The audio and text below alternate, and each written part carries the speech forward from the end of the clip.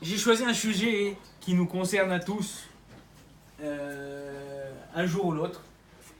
Ah, je peux pas bouger, c'est ça? Non, non, ça va très bien. D'accord, parce que j'aime bien bouger moi. Oui, il n'y a pas de problème. Avant tout, vous voulez que je me lève? Comme vous voulez, comme vous avez envie. Ok. Donc j'ai choisi un sujet qui nous concerne à tous, concerne les gens qui sont mariés, pas mariés.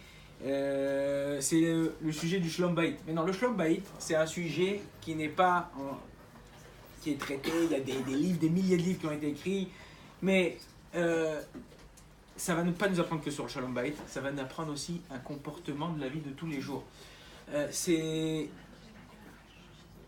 Qui a le permis dans la salle? D'accord. Alors, non, c'est bon, j'ai la voiture en bas. Alors, Sabri Maranan. Amen. Donc, pour ceux, ou celles ici, qui ont le permis, je pense que vous avez fait le code. Ok. Après le code, vous avez fait la conduite. En général, la conduite, on vous dit 20 heures quand vous inscrivez, mais ça dépasse 30, 40 heures. La conduite, le code en lui-même aussi, c'est plusieurs heures. Et on apprend tout ça, pourquoi? Pour passer à peu près, on va dire grosso modo, 1 heure par jour dans la voiture. Si tu as passé 50 heures, j'arrondis, ou 60 heures pour passer ton permis, et c'est pour conduire 1 heure par jour, combien d'heures tu dois passer pour vivre avec quelqu'un 30 ou 40 ans, ou 50 ans, ou 60 ans? Combien de temps tu dois passer? Moi, 2 fois par semaine, le mardi, mercredi matin, je remplace le Rav Ron Shaya à la Yeshiva. Et c'est moi qui m'occupe ça veut dire c'est moi qui donne le shiur d'Alacha à sa place. Et en général, les Bachourim, les jeunes Bachouré Yeshiva qui sont là-bas, français, francophones, qui se marient, c'est moi qui les forme au mariage. C'est-à-dire c'est moi qui leur fais la halacha et après la hashkafa, la façon de savoir. Pourquoi? Parce qu'un homme et une femme, ils sont tout à fait différents. Et on a besoin de les diriger pour leur apprendre à se comporter. C'est pas facile à tout le monde. Alors, on a chacun grandi dans un endroit, on a chacun vécu. Il y a, surtout chez le Rav Ron Shaya là-bas, c'est des couples qui viennent vraiment. J'ai un élève à moi, lui qui vient. À l'origine, il vient de Paris, mais il est parti habiter pendant une dizaine d'années au Brésil et il s'est marié avec une fille qui vient de Marseille, donc c'est un chilouve, un mélange qui est sympathique. Et comme ça, vous voyez, on vient tous dans notre couple, même si on a grandi dans le même quartier, même si on a grandi dans la même ville. L'éducation qu'on a reçue à la maison, elle est tout à fait différente. Alors il faut savoir quelque chose, comment on vit, comment on est, à quoi il ressemble notre couple. C'est-à-dire que souvent tu dis bon ça va mon couple, ça va, ouais ça va, Shlom Bayit, ouais ça va. Alors il y en a qui me disent ouais moi j'ai le shalom, ça va. Je lui dis ouais mais t'as le shalom et t'as pas de bayit. C'est-à-dire il y a des gens qui oui ça va mais ils sont jamais là, ou ils sont toujours sur leur portable, ou ils sont toujours en train d'occuper à quelque chose. Il n'y a pas de connexion, il n'y a pas de contact. Il y a des choses qu'il faut apprendre à faire et on va voir ce soir Bezrat Hashem. Déjà on va définir c'est quoi un couple, comment ça marche. Ça c'est un. 2, on va donner quelques petits conseils. Moi je peux pas en un cours de une demi-heure, 3/4 d'heure vous donner tous les conseils possibles inimaginables. Mais je vais vous donner des clés, on va dire des passe-partout qui vont vous aider Bezrat Hashem à tout le monde, à celles qui ne sont pas mariées, Bezrat Hashem à prendre en clé pour pouvoir réussir à ça. Amen. Moi je vous dis, on parle dans la Torah, Shana Rishona, que la Shana Rishona c'est important d'être avec sa femme, de ne pas sortir, de ne pas faire des choses, d'être tout le temps avec sa femme. La Torah a dit qu'un homme qui vient de se marier dans la Shana Rishona, il ne doit pas aller en guerre. Vous savez pourquoi? Parce que c'est la guerre à la maison. Non, pourquoi il ne doit pas aller en guerre? Parce que Chas v'Shalom, pour pas qu'il meure en guerre et qui ne profite pas de sa maison, de son couple, de sa femme, de ses enfants.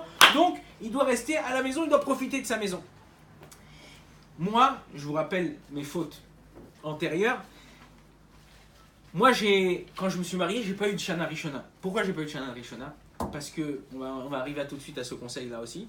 C'est que, au lieu de me consacrer à ma femme et que ma femme elle se consacre à moi, on a eu quelqu'un qui venait souvent nous voir, nous rendre visite, quelqu'un de la famille, un cousin, c'est un cousin, et donc on n'a pas eu le temps de connaître vraiment ma femme, et donc ça a créé des fossés, ça a créé des distances, et j'ai fait ma Shana Rishona à la 8e année de mariage avec des enfants. Mais il faut pas perdre, on va parler de cette Shana Rishona, il ne faut pas perdre espoir. C'est que même si vous arrivez, vous avez 5 ans, 10 ans, 15 ans, 20 ans, 30 ans de couple dans la tête, il faut savoir que c'est toujours récupérable, on peut toujours corriger. Un couple, il ressemble à quoi? Votre couple à vous, ou votre futur couple, à quoi il va ressembler ou à quoi il ressemble? Alors tout ça, je donne l'exemple, c'est que vous prenez un homme, vous prenez une femme, vous les mettez dans une barque et vous les mettez au milieu de l'océan. Pour ceux qui ont vu la vidéo. Et vous les mettez au milieu de l'océan avec chacun une rame. L'homme, il a une rame, la femme, elle a une rame, et on leur demande de ramer, comme avec Adam et Ève. Ramadan. Ouais, donc, qu'est-ce qui s'est passé? Donc, on les met comme ça. Si l'homme et la femme, ils rament, qu'est-ce qui se passe? Ils avancent dans la direction qu'ils veulent. Mais non, la femme a dit, moi, je vais faire des efforts pour mon couple. Le mari dit, moi, je ne veux pas faire d'efforts. Donc, il y en a qu'un qui rame. Qu'est-ce qui se passe quand il y en a qu'un qui rame dans un bateau? Il tourne en rond, puisque tu rames, donc tac, tac, tac, ça veut avancer, mais ça tourne en rond. Si un il dit non, moi je fais pas d'effort, toi tu veux pas faire d'effort, ben moi aussi tu sais quoi, je fais pas d'effort, qu'est-ce qu'il fait? Ça veut dire on rame en arrière. Tu rames en arrière, au lieu d'avancer dans ton couple, tu recules dans ton couple. Et si vous ramez pas, rame c'est les efforts, on a dit, ramer c'est les efforts. Vous ramez pas du tout, ni lui ni vous, qu'est-ce qui se passe? On est au milieu de l'océan, le bateau il va à la dérive. Et c'est ça le couple. Si vous apprenez pas à entretenir un couple, ça s'entretient. Depuis le premier jour où vous êtes connus. Le Rav Hirsch, Raphaël Hirsch, qui venait d'Allemagne, il y a 150 ans à peu près, il disait que le chinour des enfants, l'éducation de nos enfants, il commence avant le mariage. Pourquoi? Parce que en général, quand vous avez des enfants, qu'est-ce qui se passe?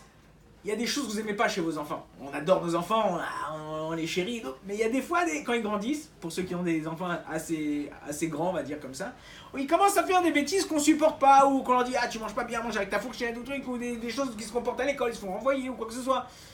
En général, le seul défaut qu'ils ont nos enfants, c'est qu'ils nous ressemblent. Tout ce qu'on fait nous en cachette, eux ils font en dévoilé. Et si toi tu te corriges, le Rav Hirsch il dit comme ça, si toi tu te corriges avant ton mariage, qu'est-ce qui va se passer? Quand tu vas te marier avec ton mari, tu vas faire cette création de cette nouvelle être-là. Si toi tu as tes midotes qui sont corrigées, qu'est-ce qui va se passer? Eh bien, ces midotes à lui, ils seront corrigés. Mais si toi tu ne travailles pas sur les midotes, c'est comme un héritage. Tu lui transmets et tes midotes, bonnes et mauvaises, et les midotes bonnes et mauvaises de ton mari. Donc après, ça fait un chilouv, un mélange des deux dans le couple. Donc il faut savoir quelque chose. Ne pas regretter. Vous êtes marié avec quelqu'un, sachez que c'est Akadosh Baruch Hu qui vous l'avez entre vos mains. Ça n'existe pas un couple raté. Ça n'existe pas. Un couple raté, ça n'existe pas. Il y a un couple qui est mal dirigé. Un couple raté, ça n'existe pas. Ah, vous allez me dire, mais les divorces, comment ça marche? Eh bien, un divorce, ça marche. Ou parce que lui ou elle, ils ont fait une grosse bêtise, et là, il n'y a plus de retour en arrière. Ou parce que un des deux, il a décidé de plus ramer. Il ne veut plus avancer. Ah, mais c'est quoi, mais grave, c'est toujours moi qui fais des efforts. Mon mari, à chaque fois, il vient, les pieds sous la table. Ou le contraire, des fois. Pourquoi? Sachez quelque chose, un klal qui est très important. Une généralité qui est très importante. Quand vous commencez à faire un effort, un petit effort, et encore un petit effort, et un petit effort, c'est comme la machine à sous. Quand vous mettez des pièces, au bout d'un moment, il y a une pièce qui va faire le jackpot. Et bien ça, c'est cet effort que vous avez fait. Pourquoi? Parce que l'autre, il voit une fois, il me dit, bon, elle a fait une fois. Et j'ai commencé à Rav, ça fait une semaine que je fais des efforts. Mais attends 2 secondes, ça fait 20 ans que tu fais pas d'efforts. Ça fait une semaine que tu fais des efforts, tu crois que lui, il va changer? Ou tu crois qu'elle va changer? Non, quand tu fais toi des efforts, tu continues et tu lui montres que tu veux changer, et tu essayes d'avoir une discussion avec lui, tu essayes d'avoir ne pas regretter le passé. Si tu as lui aujourd'hui ou si tu as elle aujourd'hui, c'est que c'était la bonne personne pour t'aider à avancer. Il y avait une femme une fois, elle dormait, elle est partie dormir avec son mari, à 3h du matin elle se lève, elle voit où il est. Elle ne trouve pas son mari à côté d'elle. Elle se lève dans la maison, elle voit qu'il est dans la cuisine, en train de boire un petit café, en train de réfléchir. Elle dit, chérie, qu'est-ce que tu fais là à 3h du matin avec le café, en train de réfléchir? Elle dit, oui. Tu te rappelles, il y a 20 ans, on s'est connus. Elle dit, oh là là, même moi, je ne me rappelais pas la date exacte et tout, ça me fait plaisir que tu te rappelles. Il dit, ton père, c'était un flic. Il m'a dit, ou tu te maries avec ma fille, ou je te fais un casier judiciaire et je te rentre 20 ans en tôle. Il a dit, aujourd'hui, on est après 20 ans, j'aurais pu sortir. En général, les gens, ils pensent ce qu'ils ont raté ou ce qu'ils auraient pu faire. Malheureusement, je vous dis, Rabbi Nachman, il dit comme ça. Il dit, tu as des corps avec des vieilles personnes avec un esprit jeune, avec une neshama jeune, et tu as des jeunes personnes avec une neshama, avec un esprit vieux, ou une neshama vieille. Pourquoi? Parce qu'ils se laissent aller. Ils se laissent aller. Mais quand une personne, elle veut toujours fournir un effort, elle veut toujours essayer. Alors il y a la tfila. La tfila, c'est très très important dans un couple. Comme la tfila, elle est importante dans l'éducation des enfants, elle est aussi importante dans un couple. Kadosh Baruch Hu, les yeux à mon mari, essaye de montrer l'importance du couple, essaye de moi de m'aider, de me corriger, d'avancer. Quand vous demandez à chaque fois, et vous répétez, ça ne tombe pas dans l'oreille d'assaut. Akadosh Baruch Hu, il est là, il nous écoute. Il y a une histoire qui ne concerne pas le couple, mais qui est pour moi magnifique. C'est une histoire qui nous concerne à nous, qui a été vécue. Je l'ai entendue il y a un mois à Jérusalem. Il y a un homme qui s'appelle, que je ne connais pas, mais sa fille elle habite à Ramoth, à Jérusalem, et qui est mariée avec un Israélien. Elle, c'est une Française. Son père s'appelle Albert Marciano. C'est un homme très très riche, ici à Paris, je ne le connais pas. Il a son père qui était enterré à Marrakech. Et il a décidé de faire venir son père de Marrakech et de l'enterrer où ça? À Harazetim. Harazetim, c'est le cimetière qui est en face du Kotel. Enfin, le Mont des Oliviers, exactement. Et donc, il a là-bas, il a des moyens, Baruch Hashem, donc il a un peu soudoyé le Maroc, enfin les gens du Maroc, le faire passer par Paris, l'avion, parce que ça, il n'y a pas d'avion direct au Maroc, et le faire passer après en Israël. Il a fait tac, tac, tac, il a réussi. Le jour où le corps est arrivé à Jérusalem, il a fait venir les deux grands rabbins d'Israël pour les Aspid Auto, pour parler de lui. Et aussi, il a payé 100 avrechim, il a donné 100 shekels à 100 avrechim pour que le même jour, ils étudient les Louis Nishmat, son papa. Jusqu'à là, tout va bien, Baruch Hashem, très content, grande simcha, la morote que bon, c'est près 30 ou 40 ans de décès. Et il rentre chez lui, il rentre à Paris. Et il est à Paris, et il y a un Rosh Yeshiva de Paris qui vient le voir là-bas dans son bureau pour parler, pour discuter. Et en parlant, en discutant, il lui dit, tu sais, Albert, il y a 2 mois, je suis parti pèleriner les tzadikim du Maroc, et je suis passé par la tombe de ton père. Alors il lui dit, attends, tu me la fais pas à moi. Mon père, ça fait 6 mois qu'il est à Harazetim. Il dit, je sais pas, moi Albert, moi quand je suis parti, j'ai vu la tombe de ton père. Il dit, bon ok, t'es gentil, merci. Il y avait le grand rabbin d'Israël, regarde les photos. Les grands rabbins d'Israël, les Avrim qui ont étudié, machin et tout. Il dit, bon, je sais pas, moi c'est ce que le rabbin, il dit, c'est ce que j'ai vu. Il dit, bon d'accord. Il s'en va.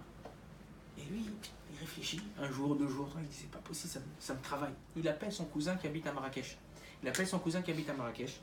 Et il lui dit, s'il te plaît, prends un taxi, je te le paye, va au cimetière et regarde si la tombe de mon père, elle est toujours là-bas.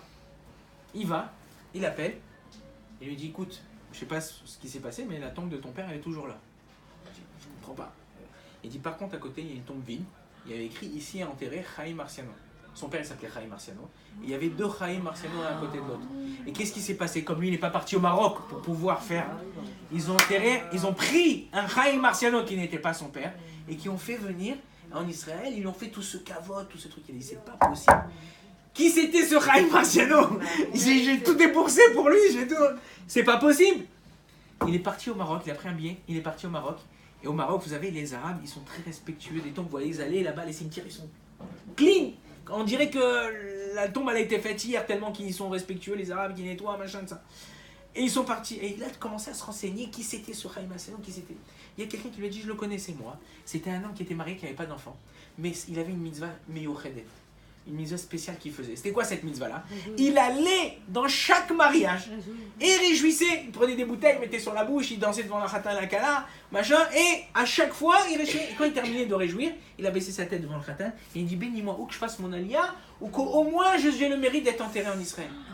Et il demandait à chaque fois ça. Et il dit, ben voilà, sa demande, elle a été exaucée. Et 40 ans après, et donc vous voyez quand on fait une prière, il ne faut pas désespérer, ça arrive. Alors plus on prie, plus on pleure, plus on demande, plus on essaye d'être en contact avec Akadosh Baruch Hu. Qu'est-ce qu'il a fait ce monsieur Albert Marciano? Il est reparti au Maroc. Donc il est reparti au Maroc, il a fait déterrer son père, passé à Paris, et vous allez à Harazetim maintenant, vous avez encore 2 tombes, une à côté de l'autre. Et vous avez Chaim Marciano et Chaim Marciano. Donc pour vous montrer la force de la prière. Nous on ne doit pas désespérer, essayez un des conseils que je vous donne pour pouvoir réussir dans votre couple. Regardez, au début, quand vous êtes fiancés, vous l'avez connu.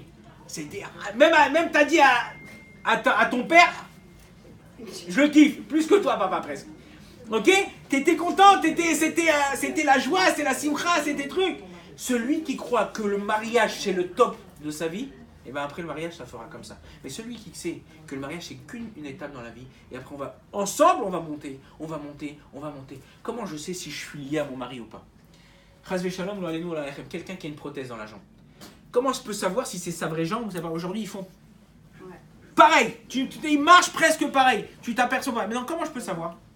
Je prends une aiguille ou une fourchette et je viens, je lui pique la jambe. S'il crie, c'est que c'est sa vraie jambe. S'il crie pas, c'est que c'est pas sa jambe. C'est exactement la même chose avec dans le couple. Si quand ta femme a la mal ou si quand ton mari il est pas bien, toi aussi t'es pas bien, alors ça veut dire que quoi? Que tu ressens ton mari. Mais si toi quand ton mari il est pas bien, vas-y, allez, va chez ta mère, ok? Alors qu'est-ce qui se passe? Ah, tu ressens pas. Le but du mariage, c'est de créer un ensemble. Alors il y a plusieurs façons de créer un. Je peux prendre par exemple 2 assiettes et les coller avec de la colle. Je peux prendre du scotch et coller 2 bouteilles ensemble. Je peux prendre un fer à souder et souder quelque chose. Mais la seule chose qui reste ensemble, c'est quelque chose qui fait un. Et c'est pour ça que dans notre Sefer Bereshit, tu dis Ve'ayou les Bassar Echad. Ils ont fait un barbecue, là c'est quoi Bassar Echad? C'est quoi Bassar Echad? Bassar, c'est une seule chair. Une seule chair, quand c'est qu'on fait une seule chair? Quand tu prends une greffe de toi-même et que tu la greffes dans un autre endroit, elle est à 100% sûre d'être acceptée. Quand tu prends une chair de quelqu'un d'autre, hein, c'est pas sûr qu'il est accepté. Et c'est ça en vérité. Akadosh Baruch Hu, on dit comme ça, l'homme il est fait de 248 membres, la femme elle est fait de 252 membres. Ensemble, 248, 252, ça fait 502. Comme le Gamatria a la même valeur numérique que Bassar. Et c'est ça qu'Akadosh Baruch Hu demande, de faire une seule chair, de faire un ensemble. Maintenant, comment on arrive à faire ça? En essayant de se rappeler à chaque fois les bons moments. Moi, regardez, bon, je dois en avoir une dizaine, une quinzaine de petits carnets comme ça à la maison. J'essaye de marquer, à part les shiurim, certaines choses je marque. Pour me rappeler, des fois, je suis venu en France, ma femme m'a dit si tu peux m'acheter des Daniel, des machins, des trucs. Hein. Bon, alors je marque, je lui fais plaisir, au moins quand je rentre. J'essaye de marquer pour ne pas oublier. Marquez les bons moments que vous avez passés avec votre mari, avant le mariage, après le mariage, les difficultés que vous avez réussi à surmonter ensemble, et grâce à ça, au Hachem, vous êtes arrivé aujourd'hui. Quand vous marquez, ça sert à avancer ensemble. Le Rav Wolbe, il a écrit plusieurs livres, un de ses livres s'appelle Aléchour, et il écrit comme ça. Il écrit, dans la vie, on a des moments de high et on a des moments de down. Baruch haba au Rav Arfi.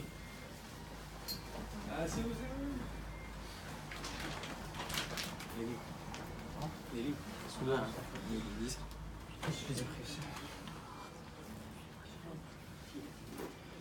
Donc,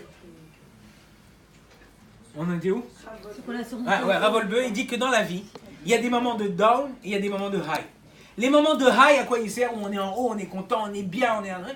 Il sert à prendre des forces que quand on va se sentir pas bien, si je me rappelle de ces bons moments, alors j'arriverai à prendre ces forces-là après la pluie de beau temps.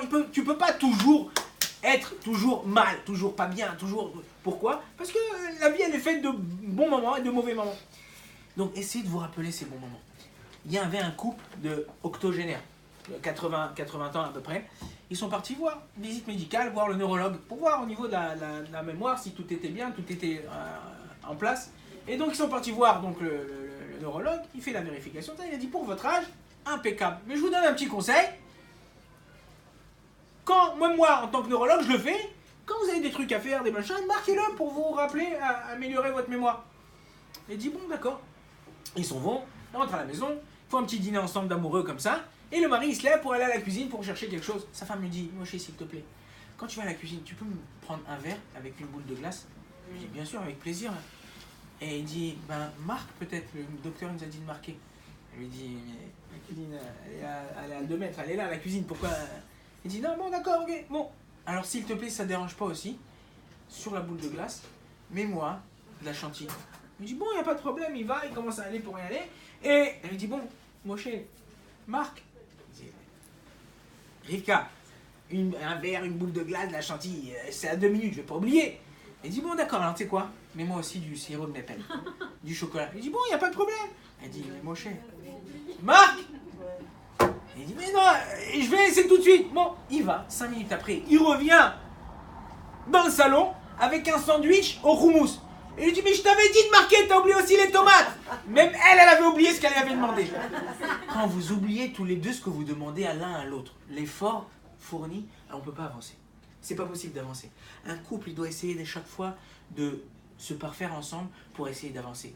Il y a une erreur qu'on fait tous, et malheureusement, tout le monde, il n'y a personne qui est sauvé de cette erreur, parce que ça vient comme ça dans la façon de penser. Et c'est quoi? C'est la comparaison. On se compare à sa sœur, on se compare à d'autres couples, on se compare, on jalouse. Il y a une femme qui habitait comme ça dans un immeuble, avec une fenêtre, et elle avait un autre immeuble en face. Et de temps en temps, quand elle rangeait la maison, elle regardait comme ça, et elle voyait les voisins.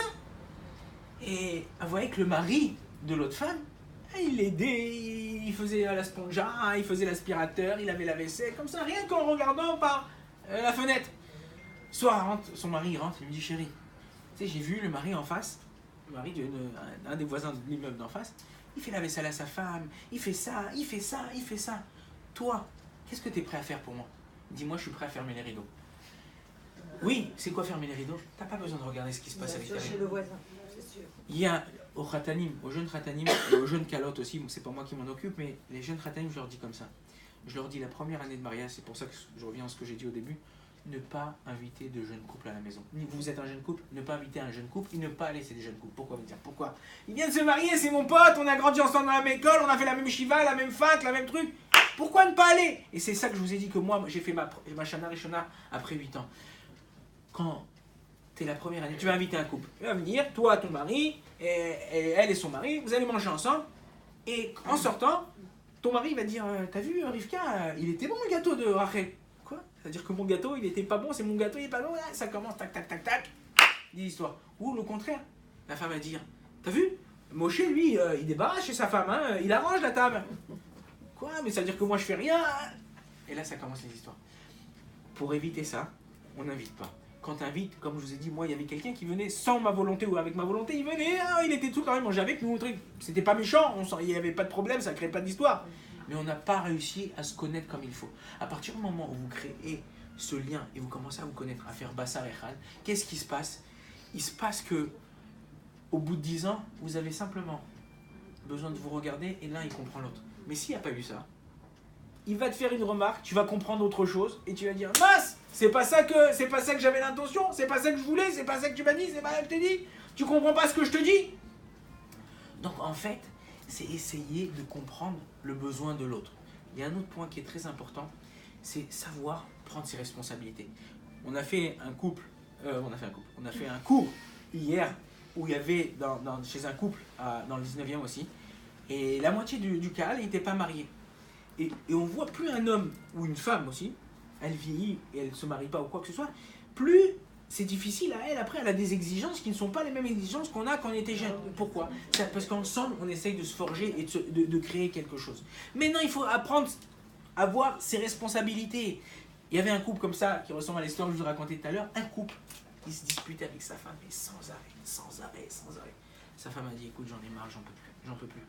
Je peux plus te supporter. Écoute, regarde, il y a le couple qui habite en face.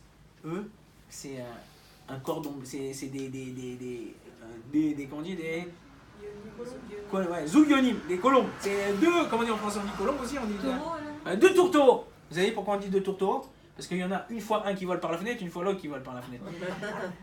Alors, en vérité, deux tourtereaux, ces deux tourtereaux, ils s'entendent pour bien. Ils disent, regarde, aujourd'hui, ne va pas au travail. Tu remets ta jumelle, tu regardes comment ils se comportent, ou sinon ils étaient proches, tu regardes ce qu'ils font, c'est quoi leur secret? Il dit, il n'y a pas de problème.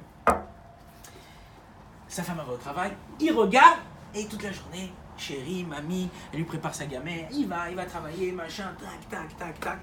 Il revient le soir, et sa femme est en train de faire la spongia, la serpillière par terre, et elle a posé le seau devant la porte, et tout d'un coup le téléphone il sonne, elle court pour aller répondre au téléphone, et son mari il arrive, il n'a pas vu le seau, bing, hop, il se renverse sur le tapis, sur le parterre et tout ça, et tout. La femme revient. Il dit, le type qui regarde, il dit, oh là là, ça va chauffer. Et là, qu'est-ce qu'a fait la femme? Elle dit, chérie, je suis désolé, j'aurais pas dû, je suis bête, quel imbécile, j'aurais pas dû laisser le seau ici. Il dit, non, chérie, c'est moi qui suis désolé, j'aurais dû regarder, je regardais pas, j'étais dans mes pensées. Et pendant 1 minute, 2 minutes, chacun, il s'excuse vis-à-vis de l'autre. Elle dit, oh là là, si ça s'était passé chez moi, ça aurait pas passé comme ça. Le soir, sa femme, elle arrive, elle lui dit, alors, qu'est-ce qui s'est passé? Comment c'est passé? C'est quoi leur secret? Alors il dit, regarde, il s'est passé quelque chose. Avant que je te dise qu'est-ce qu'ils ont fait, je veux que tu me dises comment toi t'aurais réagi. Et il dit, elle a mis un seau, elle est partie répondre au téléphone, et le mari, il a donné un coup de pied, le seau il s'est renversé complètement dans la maison. Comment t'aurais réagi? Dis-moi. Je t'aurais dit, mais t'as pas honte, tu aurais dit où t'as les yeux, dis-moi, t'es va dire. Et moi, comment je t'aurais répondu, on serait pris la tête. Le secret de ce coup, c'est quoi? C'est quand tu prends ta part de responsabilité. Regardez, moi je peux être 10 ans tout seul chez moi à la maison, vivre en célibataire ou n'importe où, je me distraiterai jamais avec moi-même. Mais quand tu es avec une copine, tu es avec un copain, tu es avec ton mari, il y a des disputes, il y a des malentendus. Pourquoi? Parce qu'en vérité, chacun d'entre nous, on a sa part de responsabilité. Toi, tu peux avoir 20% et lui 80%. Oui, vice-versa. Donc si toi, comme cette femme-là, elle a dit « Je suis désolé chérie, c'est moi, j'aurais pas dû le laisser là » et l'autre il dit « Non, c'est moi, j'aurais dû faire attention », tu prends ta part de responsabilité. Donc la personne qui est en face de toi, elle n'a pas la garde. Qu'est-ce qu'elle fait? Elle baisse sa garde, elle dit « Ouais, moi aussi », elle reconnaît elle aussi ses erreurs. Elle reconnaît elle aussi ce qu'elle a fait. Et c'est comme ça qu'un couple il marche. Un couple il marche quand toi tu reconnais tes erreurs, tu reconnais ta responsabilité, même si ta responsabilité elle est de 10%. Le fait que tu reconnais, toi, ta responsabilité, le couple, la personne qui est en face aussi va reconnaître. La personne en face aussi, elle va voir que ce qu'elle a fait, elle est aussi un peu en tort. Souvent, même, je ne prends pas l'exemple du couple. Je suis en voiture, je suis en train de conduire, sans faire exprès, j'ai doublé quelqu'un, ou je vais couper la route. Il va me doubler, il va arriver, il va ouvrir sa fenêtre, il va commencer à m'insulter. Si je le regarde, je dis, excusez-moi, qu'est-ce qu'il va faire? Tout de suite ça va descendre le ton parce qu'il va voir que j'ai pas moi monté la voix. C'est la même chose. C'est la même chose dans un couple. C'est la même chose. Avec les enfants aussi. Avec les enfants c'est pareil. Avec les enfants il faut savoir être pas crier, être ferme, mais savoir leur dire les choses. Quand vous dites non, c'est non. Il peut venir 3, 4 fois, 5 fois, 10 fois. C'est pas en lui criant, en lui disant je t'ai dit que c'est non, tu comprends pas, il fait 10 fois que je l'ai dit. Non. Je t'ai dit que c'est non, maman elle ne changera pas d'avis. Mais sans se tromper, on peut leur dire aussi que... Que quoi? Oui, on peut leur dire, oui, bien sûr. C'est quand vous montrez... J'ai eu un cas, voilà. On est venu, le premier jour, on a donné cours chez un ami à moi, qui a un restaurant rue Copernic, pas la synagogue, un restaurant rue Copernic, et lui, il lui arrivait une histoire phénoménale. C'était le premier jour où il ouvrait son restaurant, et il avait une sacoche, 2-3 jours avant, j'étais en Israël, et il avait dans cette sacoche le chéquier, la carte bleue, tous les papiers du restaurant, tout ça. Il n'avait pas encore ouvert le restaurant. Et donc il était comme ça assis, il s'assit comme ça à boire un café. Et en allant, il a enlevé la sacoche. Enfin, en étant assis, il a enlevé la sacoche. Et en partant, il a oublié la sacoche. À côté de lui, il y avait un cousin à nous. Et Akadosh Baruch Hu, il fait un miracle. Mi rien du tout, il fait yesh. Nos cousins, ils font quoi? Ils font un autre miracle. C'est de mi yesh, ils font en. D'accord? Quand il y a quelque chose, après il n'y en a plus. Donc eux, il a oublié sa sacoche, il revient, il ne trouve pas sa sacoche. Comment je vais faire? Ça va me pousser l'ouverture. Moi, je n'étais pas au courant. Sa femme m'appelle d'Israël. Elle me dit, s'il te plaît, appelle Richard. Et voilà, il a perdu sa sacoche, il a perdu le truc. Je dis, bon, qu'est-ce que tu dis à une personne comme ça? On dit, il y a certaines personnes qu'on n'a pas le droit de leur parler au moment où ils ont quelque chose. Il y a celui-là qui est en colère, celui qui a perdu quelqu'un. Tu ne peux pas leur parler parce qu'ils sont devant, ils sont dans le feu de l'action. Je dis, qu'est-ce que je vais dire? Et je l'ai appelé. Et je lui dis, Richard, ok, écoute-moi. Il y a une histoire dans la Gemara, c'est l'histoire de Rabbi Akiva, qui nous dit comme ça, Kolman de Avid Rachamana, tout ce que Akadosh Baruch Hu il fait, c'est pour le bien. On ne sait pas, on ne comprend pas, on n'est pas Akadosh Baruch Hu pour savoir. Donc dis-le, et tu verras, leur Ben Ishra, il dit que parce que Rabbi Akiva il disait cette phrase à chaque fois, donc ce qui se passait toujours après, tout ce qui se passait après, ça se passait toujours pour le bien. Et donc je lui ai dit, Richard, je sais que c'est difficile, je ne suis pas à ta place, je ne peux pas te comprendre à 100%, mais dis-le. Et il dit, t'as raison. Je lui ai dit, je te dis un truc encore plus fort par rapport à ce que vous avez dit pour reconnaître aux enfants. Je lui ai dit, comment toi tu vas réagir le fait d'avoir perdu ta sacoche devant tes enfants? Ça serait une éducation pour la vie. Parce que si toi t'es calme et tu leur montres que c'est pour le bien et c'est pas grave et tout ça, et que tu gardes ta sérénité, tes enfants ils vont dire quoi? C'est comme ça que mon père il réagit quand il y a quelque chose de dur, donc moi je réagirai comme ça. Et si toi tu t'énerves, tu casses quelque chose, ou tu t'énerves, tu dis, les enfants ils disent, bon j'ai perdu quelque chose, truc, il faut s'énerver. Donc il m'a dit, t'as raison, je vais faire ça. Et il a fait. Je suis parti faire mes occupations après à la maison. Une demi-heure après, je reçois un coup de téléphone. Rachamim, j'ai trouvé, ils l'ont trouvé là. Il a trouvé avec toi à l'intérieur. Donc quand toi tu dis quelque chose, on revient à la fila, monsieur Marciano, quand tu fais une prière, tu demandes quelque chose, tu fais, laisse les choses entre les mains d'Akadosh Baruch Hu. Et cette halakha en général, ça c'est pas une halakha, c'est un conseil de la vie. Mais le Shulchan Aruch dans Siman Resh Lamed 230, rappelez-vous, râle, quelqu'un qui râle. Resh Lamed, c'est râle. Rappelez-vous là-bas dans Siman Resh Lamed, le Shulchan Aruch dit Kolman David Ramana, un homme il doit s'habituer à dire cette phrase-là, Kolman David Ramana, tout ce que fait Akadosh Baruch Hu c'est pour le bien. Donc arrête de mettre en question ce qu'Akadosh Baruch Hu fait. Il y avait deux Avrechim, ils étaient en train de discuter sur la création du monde. Ouais, comment Akadosh Baruch Hu il a créé ça. Et un des frères qui était un peu virulent comme ça, il dit moi je comprends pas pourquoi Akadosh Baruch Hu il a créé que les oiseaux avec des ailes. Pourquoi il n'a pas créé d'autres espèces, tout ça, avec des ailes? Pourquoi il n'a pas créé la vache avec des ailes? La vache, elle a la tête dans l'herbe, elle mange de la boue, machin. L'oiseau, il vole d'un truc, il veut passer. Nous, on veut passer de ce côté de la rive à l'autre côté. On est obligé de faire tout le tour, machin. L'oiseau, il est là, tac, il fait. Alors pourquoi il n'a pas terminé sa phrase? Plout, une crotte d'oiseau sur la tête. Alors son copain lui dit imagine-toi que ça serait une vache qui volait.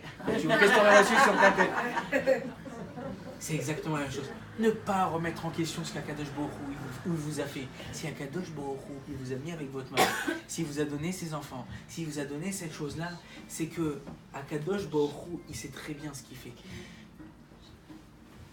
On a dans la vie des contrôles, des mifranim. Okay, tu fais un contrôle, tu as passé ton bac, tu passes un examen. Ce contrôle, il sert à quoi? Il sert à te donner cet examen pour pouvoir avoir l'entrée à la fac, pour pouvoir avoir l'entrée après à ton métier, pour pouvoir avoir l'entrée à ton... La même chose, c'est dans la vie. Quand tu as une épreuve avec ton mari, tu as une épreuve avec tes enfants, tu as une épreuve dans le travail, c'est un contrôle qu'Akadosh Baruch Hu il te fait pour voir comment toi tu vas réussir. À chaque fois que vous avez une épreuve, sachez qu'Akadosh Baruch Hu il vous faire monter de grade. Mais si vous dites, moi je m'occupe d'un coupage d'autres. Une femme m'a dit, une fois, elle m'a appelé, elle m'a dit, écoutez, que je connaissais, que je suivais, je veux divorcer, j'en ai marre, j'en peux plus, je supporte plus mon mari. Je lui dis, quoi, il n'y a pas de problème. Vous allez divorcer, je vous accompagne à la rabbanout, il n'y a pas de problème.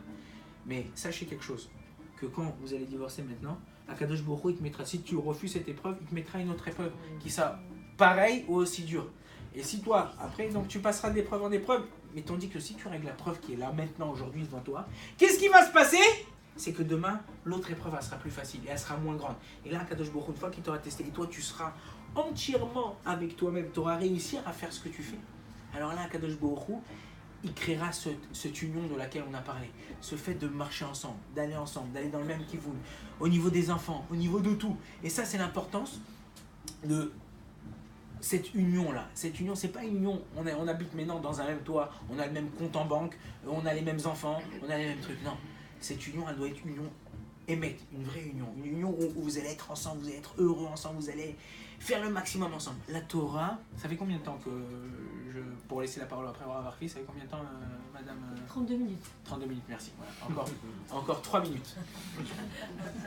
Et je vais terminer avec ça, mais je veux que vous compreniez quelque chose. La Torah, c'est un mode d'emploi qui nous sert à bien nous comporter. Ça peut être dans le couple, ça peut être n'importe où. Vous avez un livre qui s'appelle Sefer HaChinuch, qui est écrit selon les parachutes de la Torah et qui nous explique chaque mitzvah de la Torah, pourquoi on l'a fait, qui c'est qui doit la faire, et des fois il nous donne des raisons pourquoi on doit faire cette mitzvah-là. Donc on doit comprendre, quand vous allez acheter un portable aujourd'hui, vous avez une boîte, en dessous vous avez un petit livret comme ça. Ça c'est le mode d'emploi. La Torah, c'est le mode d'emploi de la vie. Il nous explique comment vivre avec notre mari, comment éduquer nos enfants, comment ça. Chaque jour, on a un mode d'emploi. Mais si toi, tu ne parles pas la langue de la Torah, ou si toi, tu ne suis pas ce mode d'emploi, tu n'arriveras jamais à faire ce que Akadosh Baruch Hu, tu n'arriveras jamais à t'entendre. Ok? C'est pareil pour le Shabbat. Il y a des gens, moi, j'étais rave dans l'armée en Israël, et il y a des gens, j'avais un soldat qui ne comprenait pas pourquoi Shabbat, il me dit, moi, mon kiff, c'est aller à la plage, faire à la hèche, Shabbat, faire à la hèche, pourquoi rester à la synagogue, rasra, machin. Je lui dis, mais si tu fais, il me dit, je fais kidouche, parce qu'il avait un grand-père qui était rare. Il m'a dit, mais c'est tout, voilà, je fais kidouche, mais là, si toi, tu fais ton Shabbat à ta sauce, eh ben c'est normal qu'après, tu kiffes pas ton Shabbat. Ok? Tu fais quelque chose, par exemple, j'ai invité un couple à la maison, ils sont venus manger à la maison, et ma femme, elle a fait en dessert un bon gâteau au chocolat. La femme a demandé à ma femme, tu peux me donner la recette? Il n'y a pas de problème, je te donne la recette, 200 grammes de farine, 100 grammes de chocolat, 30 grammes tac, elle lui donne la recette. Le lendemain, elle dit, qu'est-ce que je vais faire? Je vais faire le gâteau surprise à mon mari, il a kiffé. Il fait le surprise, elle fait le gâteau, elle fait le gâteau, son mari il arrive, il mange le gâteau. Ah, c'est quoi ce gâteau? C'est pas le gâteau de... Alors elle appelle ma femme, elle dit dis-moi, t'es une Tunisienne toi ou quoi? C'est quoi la recette que tu m'as donnée? Elle dit non, 200 grammes de farine, t'as mis? Non, j'avais pas que 200 grammes, j'avais que 100 grammes. T'as mis 100 grammes de chocolat? Non, j'avais que 50 grammes, j'ai complété avec autre chose. Elle dit mais alors, t'as pas fait la recette, je t'ai dit. Comment tu veux que le gâteau il sorte pareil? C'est exactement avec la Torah. Si vous faites pas la Torah comme Akadosh Baruch Hu il nous dit, alors vous pouvez pas kiffer. Mais quand tu fais la Torah comme Akadosh Baruch Hu, ça devient un plaisir. Ça s'appelle Torah Traim. Et si quand tu fais la Torah comme tu crois qu'Akadosh Baruch Hu il te demande de la faire et tu kiffes pas, t'as la rasera, t'es pas bien, ça veut dire que t'es pas en train de faire la Torah que Akadosh Baruch Hu il est un truc. Et une rabbinite, et un rave, et quelqu'un qui dirige. Je termine avec cette anecdote. Le rave, il y a un rave Zuckerman, Yitzhak Zuckerman. Ça fait 40 ans, il y a 40 ans, il venait enseigner à la yeshiva de Pavé. Et à l'époque, il n'y avait pas EasyJet, Transavia, machin. Il y avait ou El Al ou Air France. Et il a pris un vol Air France, il n'a pas eu le temps de commander de la cachère, il n'y avait pas aussi à l'époque, il y avait cachère, machin. Il a dit, bon, j'emmène ce que je dois manger, ma femme prépare un sandwich. Il s'est assis, la personne qui était à côté de lui, c'était un curé qui avait été pèleriner les églises en Israël. Donc il s'assoit, et au bout d'un moment du vol, il commence à sortir son sandwich, il commence à manger, et le curé lui dit « Bon appétit !» Alors lui, aucun mot en français, il savait aucun mot en français. Alors lui, il croyait bon appétit, ça veut dire comment tu t'appelles. Alors on lui dit Yitzhak Zuckerman. Bon, termine de manger son sandwich, fait birkat, il prend son orange, il commence à l'éplucher, et il va faire la brada, et lui, le curé lui dit bon appétit. Il lui dit Yitzhak Zuckerman. Bon, termine, une demi-heure après, prend un petit truc sucré, un petit gâteau, et le curé pareil. Il lui dit bon appétit. Il lui dit Yitzhak Zuckerman. Il se lève, il va voir l'hôtesse, il dit je comprends pas, vous m'avez à côté d'un fou, un fou, tous les demi-heures, tous les 20 minutes, il me demande comment tu t'appelles, je lui réponds et il continue. Il dit mais qu'est-ce qu'il vous a dit exactement? Il dit bon appétit, et il dit mais je comprends pas, c'est quoi Il dit non, bon appétit ça veut dire bêter avon. Il dit oh là là, la honte. Bon, il m'a dit je m'assois, je fais comme si de rien n'était, il s'assoit. Entre temps, les hôtesses elles passent avec les plateaux repas, pour les goyim, pour tout le monde, et elle sert ce curé là, elle sert le truc. Il commence à ouvrir son plateau, il commence à manger, et le Rav Zuckerman lui dit bon appétit. Il lui dit Yitzhak Zuckerman. Quand tu parles pas le langage, tu parles pas la langue de la personne qui est avec toi, tu peux pas comprendre. Tu comprends de travers et tu fais des choses à travers. Donc apprenez ensemble le langage de votre mari, le langage de votre femme, pour pouvoir vivre une vie ensemble. Les 3 ou 4 points qu'on a vus ce soir, c'est savoir où vous en êtes dans votre couple. Vous avancez, vous reculez, ou il n'y a qu'une personne qui fait. Parlez, priez, demandez l'aide d'Akadosh Baruch Hu. Parlez le même langage et avancez ensemble, faire Bassa Echad. Que Dieu vous bénisse et que vous réussissiez Bezrat Hashem à avoir un couple qui est dans le shalom, dans la joie, dans la Torah, dans le Chinuch Hayadim de la Torah Bezrat Hashem. Donc je vais laisser la parole au Rav Arfi Bezrat Hashem. Et je vous remercie de m'avoir écouté. Il ne pas juste faire des brachot, peut-être faites manger, c'est dommage parce que comme ça vous fait une petite pause en même temps. Alors il y a Maisonot, il y a Adama, chez Akol. Faites passer, c'est dommage.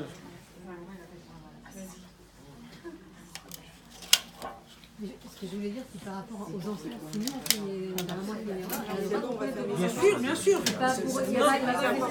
Non, au contraire, ça va, un enfant il va apprendre de ça que même lui, quand il fait une erreur, il doit se corriger.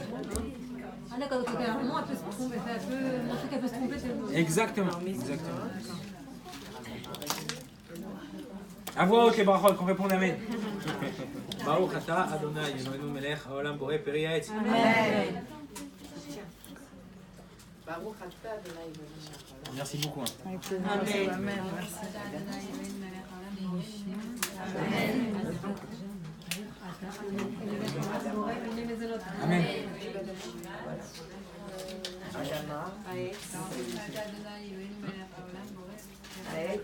Amen. Oui, tu veux du coca? Ça va.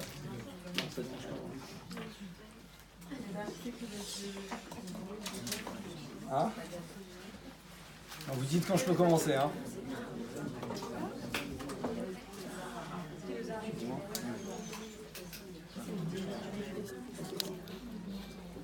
Ça c'est Adama.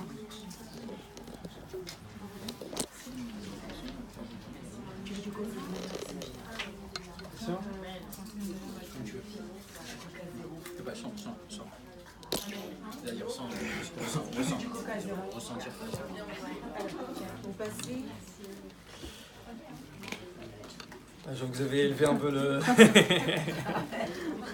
Parce que j'étais assis, moi. Derrière, là-bas.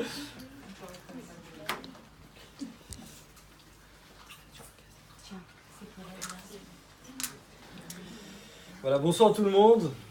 Alors ça fait plaisir de se retrouver à Paris et voir Hachem, pas mal de femmes qui viennent écouter un cours de Torah. Alors on va essayer de parler d'un sujet pour peut-être un peu continuer dans la même idée que Rav Rachamim. Ça va tourner un peu aussi autour du couple, mais c'est surtout sur ce qu'on appelle l'ekav zechut. Juger l'autre d'un bon œil. D'un bon œil. Alors il faut savoir qu'aujourd'hui, malheureusement, en 2 secondes, je peux ruiner la vie de quelqu'un. Comment je fais ? Bah, tout simplement, je prends WhatsApp, d'accord ? Je diffuse une information, peu importe laquelle, sur un ami, une amie ou peu importe qui. En 2 secondes, et des fois très souvent, vous envoyez un WhatsApp, ça se transfère dans tous les groupes, d'accord ? 2 minutes après, le même message que vous avez envoyé, vous le retrouvez dans votre téléphone. Donc ça passe incognito, personne n'est au courant que c'est vous qui l'avez envoyé. Mais en fait, l'information, c'est vous qui l'avez diffusée au début, et c'est fini. Ça veut dire que quoi ? Ça veut dire que si je juge l'autre pas positivement, alors en 2 secondes, je peux lui salir sa vie. Et une fois, vous savez comment ça se passe, une fois que j'ai sali la vie de quelqu'un, c'est fini, c'est mort. Faire marche arrière, c'est plus possible. Alors on va essayer de comprendre Bezrat Hachem ce soir, on va donner des conseils pratiques à travers de plusieurs histoires et on va essayer d'arriver aussi à une conclusion. Comment réussir à juger l'autre positivement ? Alors ça peut être aussi avec son mari, avec sa femme.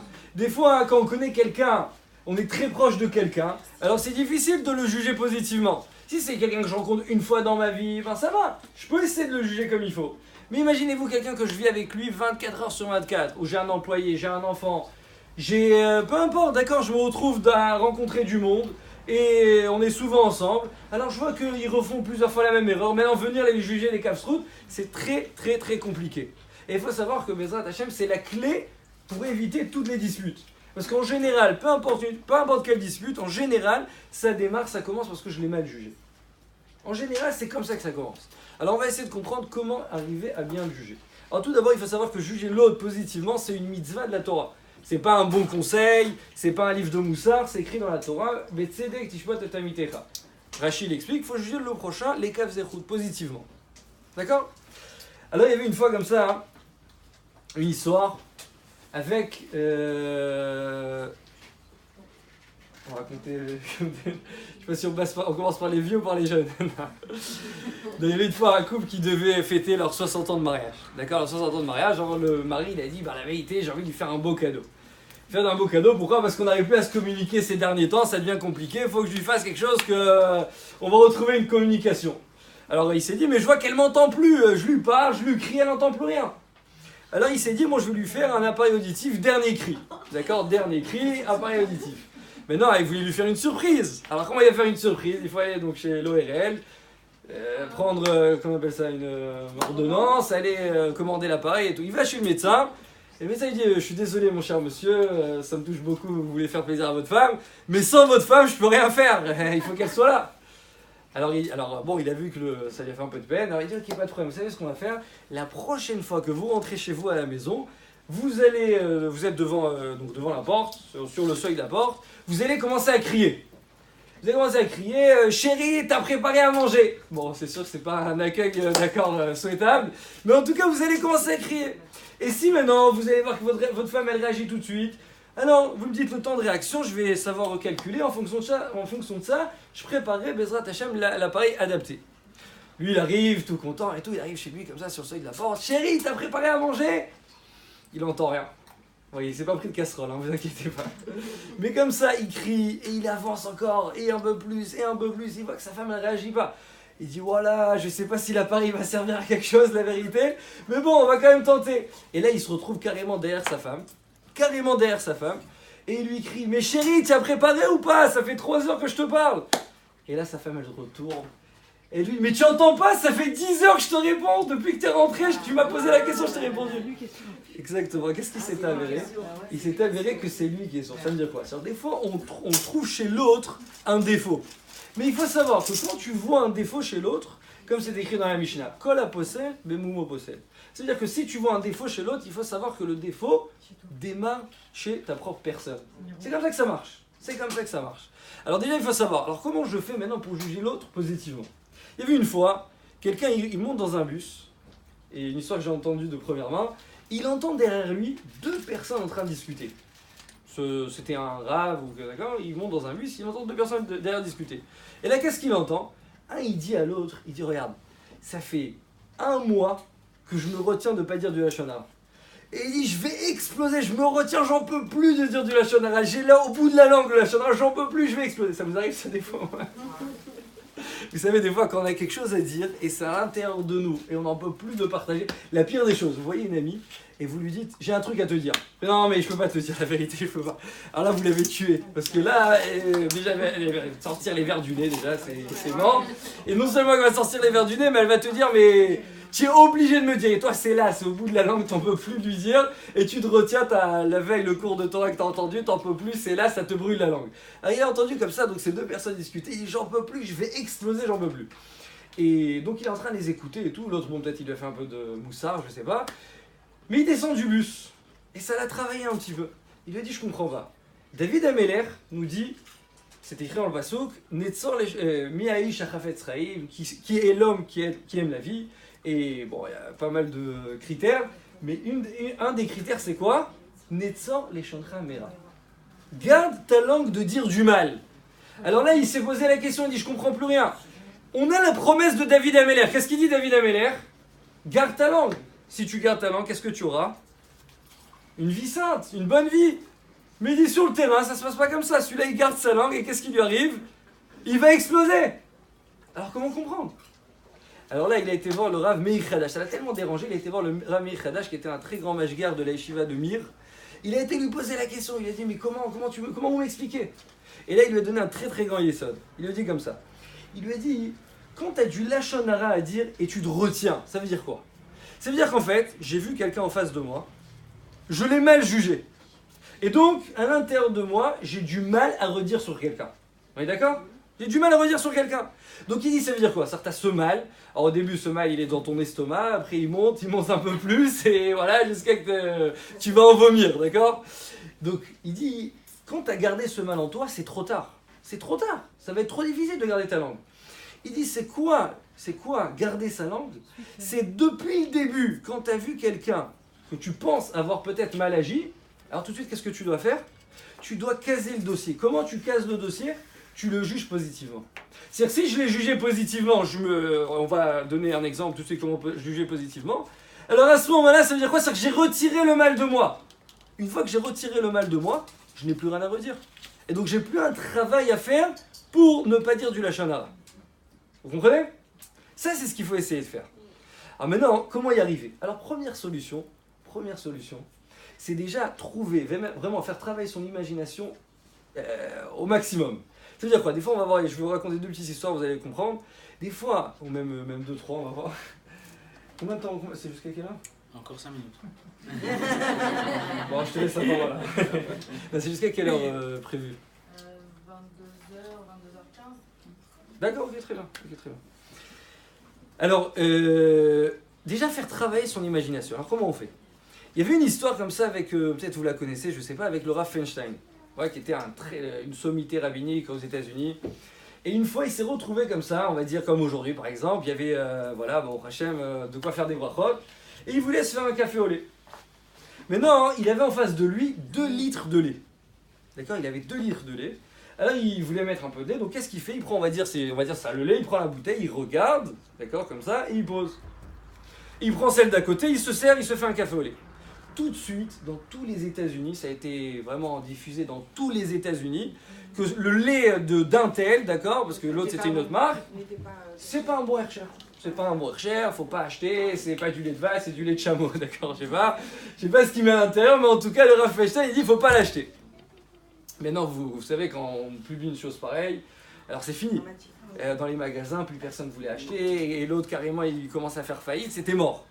Maintenant, le pauvre, le patron de l'usine, il ne comprenait pas. Il s'est dit, mais qu'est-ce qui se passe? Et bon, il a fait sa petite enquête, il est arrivé à la conclusion qu'on lui a dit que le Rav Feinstein, il a mis en quarantaine son usine.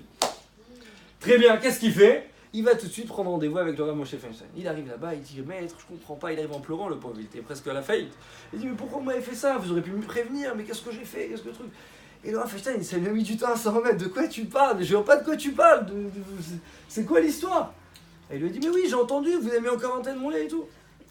Jusqu'à qu'il a compris que c'était le jour qu'il était dans le repas. C'était quoi en fait? C'est qu'il a dit non. Il a dit c'était un 5% de matière grasse. Moi je voulais un 3% parce que j'ai un peu des problèmes de cholestérol. J'ai reposé, j'ai pris celui d'à côté. Ça veut dire que quoi? Ça veut dire que des fois on arrive à des conclusions. On arrive à des conclusions. Mais ça veut dire que si on avait fait un peu plus travailler notre imagination, alors tout simplement on ne serait pas venu à juger et des fois malheureusement ne pas ruiner la vie de quelqu'un. Et je vous raconte une autre histoire que malheureusement elle a mal terminé, c'est une vraie histoire. Une fois quelqu'un il s'est retrouvé, je crois que c'était même peut-être à Paris, je sais pas où, mais une fois il s'est retrouvé comme ça à passer dans une rue et il voit le boucher du quartier peut-être qui est en train de discuter avec la boucherie halal, d'accord, à l'intérieur.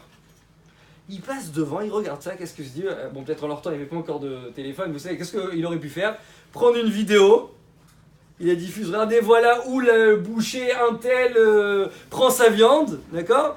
Et vous savez comment ça se passe? Du jour au lendemain, c'est fini, plus personne n'achète chez lui. Il le voit comme ça, discuter, truc, il dit ah bah d'accord, ils sont en train de négocier les tarifs du jambon beurre, et il veut me l'amener après sur ma table de Shabbat, il dit c'est fini, lui, je le règle la liste. Et donc il a commencé la même chose, il a dit à tout le monde, et en plus vous savez des fois quand on utilise la Torah c'est la pire des choses. Parce que qu'est-ce qu'il est en train de se dire? Je fais une mitzvah, il faut dire qu'il ne faut pas acheter de chez lui. Comme ça va. Alors maintenant il a fait ça. Malheureusement du jour au lendemain, plus personne ne voulait acheter chez lui. Plus personne ne voulait acheter chez lui. Et ce qui s'est passé, le pauvre il en est tombé gravement malade, jusqu'au jour où malheureusement il est nifta. Il a quitté ce monde. Maintenant, écoutez bien ça. Il se retrouve comme ça, cette même personne, d'accord, qui avait fait toute cette histoire, ils se retrouvent une autre fois dans cette rue. Peut-être, je sais pas, 2-3 ans après. Et ils tombent en panne devant la boucherie arabe. Devant. Alors tout de suite, on tombe en panne et on s'accourt pour demander de l'aide. Il va pour rentrer comme ça dans la boucherie, il dit je vous en supplie, je suis tombé en panne, si vous pouvez appeler de l'aide, ou d'accord. Et le boucher, il le regarde bizarrement, il dit mais c'est bizarre. Il dit ma boucherie elle doit avoir un problème parce que c'est la deuxième fois qu'un juif tombe en panne devant ma boucherie. Qu'est-ce qui s'est avéré? Que le juif qui était niftar déjà et toute cette histoire et ce truc, tout simplement il était tombé en panne devant la boucherie. Il était rentré pour demander de l'aide à ce boucher, aucun rapport, d'accord, donnez-moi vos numéros, je dois appeler une dépanneuse. Et qu'est-ce qui s'est passé finalement? Et ben voilà. Alors est-ce qu'on peut réparer une histoire comme ça? C'est presque impossible. Mais si il avait fait un peu plus travailler son imagination, il s'était dit bon peut-être c'est juste un, vous voyez ce que je veux dire, c'est juste un boucher, c'est juste un, peut-être que je sais pas, il est passé devant, bien que des fois on a tous les chances on va dire de croire que c'est lui. C'est comme j'ai quelqu'un que je connais très bien, d'accord. Il est rentré je crois dans un resto une fois, et il avait sur lui 50 000 euros en espèces, 50 000 euros. Je connais très bien, j'ai parlé de ça avec lui et truc. Et il est sorti du restaurant, il a oublié sa mallette. Au début, il ne savait pas si c'était dans la voiture, dans le restaurant, tout ça. Il rentre chez lui, tout de suite, il se rappelle, mince, mais 50 000 euros, ma mallette. En plus, c'était toutes ses économies qu'il avait fait, tout ça.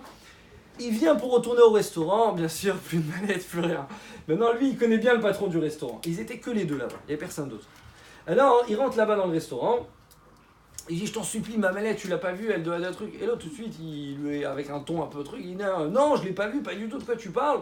Et lui, il lui dit, mais t'es sûr, des trucs? Il a compris qu'il y avait un petit embrouille, il a compris ça. Mais maintenant, après, il est sorti, il est parti de là-bas, il était dégoûté. Et bon, il le revoyait plusieurs fois, plusieurs trucs. Et lui, il est venu en Israël après. Moi, je l'ai rencontré quand il est venu en Israël. Et Stam, je l'ai questionné un petit peu. Alors, je lui ai dit, dis-moi, raconte-moi un petit peu, comment c'est possible? Alors, je lui ai dit, mais c'est qui ce patron de restaurant? Alors il me dit, tu sais quoi, tu vas jamais croire. Il me dit, la semaine d'avant, il m'a dit qu'il n'a pas d'argent, il ne pouvait pas partir en vacances, il sera obligé de garder son restaurant ouvert pendant je sais pas combien de temps, d'accord? Et je dis, mais bizarrement, 2 jours après que j'ai perdu ma mallette, il a fermé son magasin et il est parti en vacances. Alors moi, tout de suite, c'est quoi la réaction? Tout de suite, c'est quoi? C'est lui le voleur, faut que tu l'attaques, faut que tu trucs, c'est lui le voleur, c'est lui le truc. Mais après, tout de suite, j'ai eu Baruch Hashem, ce cours de Torah qui m'est monté à la tête. Et je me suis dit, mais non, c'est ça le lekafsrout. C'est quoi le lekafsrout?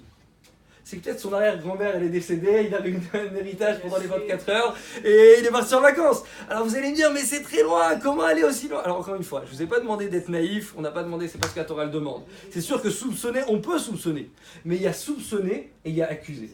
Vous comprenez? Soupçonner, on peut soupçonner. Soupçonner, ça doit rester dans un comité restreint, des personnes qui sont, on va dire...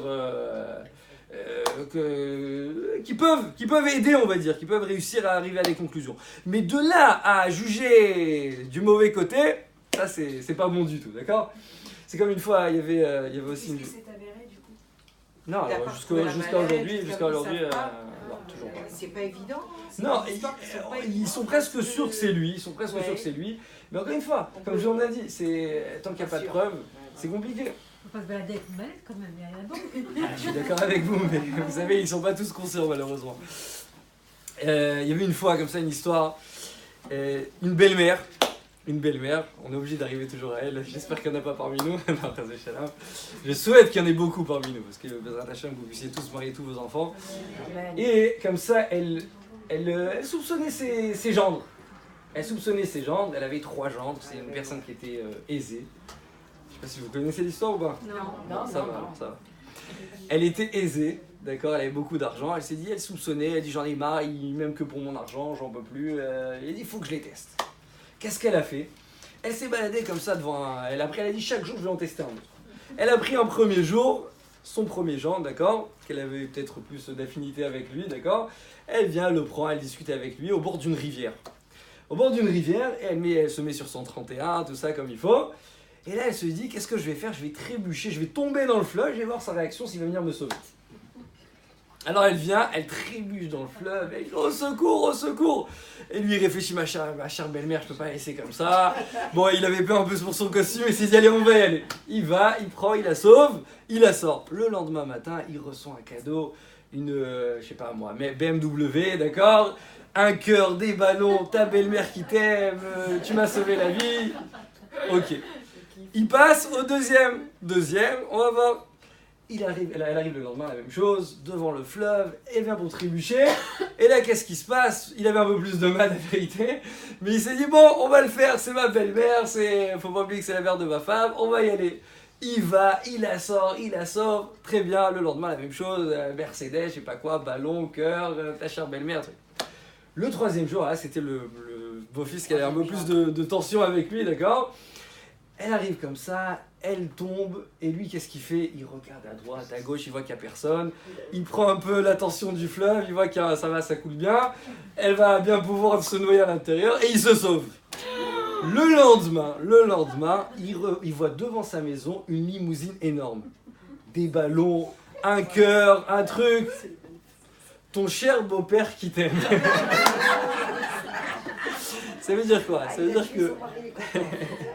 C'est-à-dire que des fois, malheureusement, de se faire des films sur d'autres, ou de ne pas juger les autres positivement, alors ça peut coûter même la vie. Bon, c'est une blague, bien sûr, mais encore une fois, il faut savoir ce qu'on a raconté.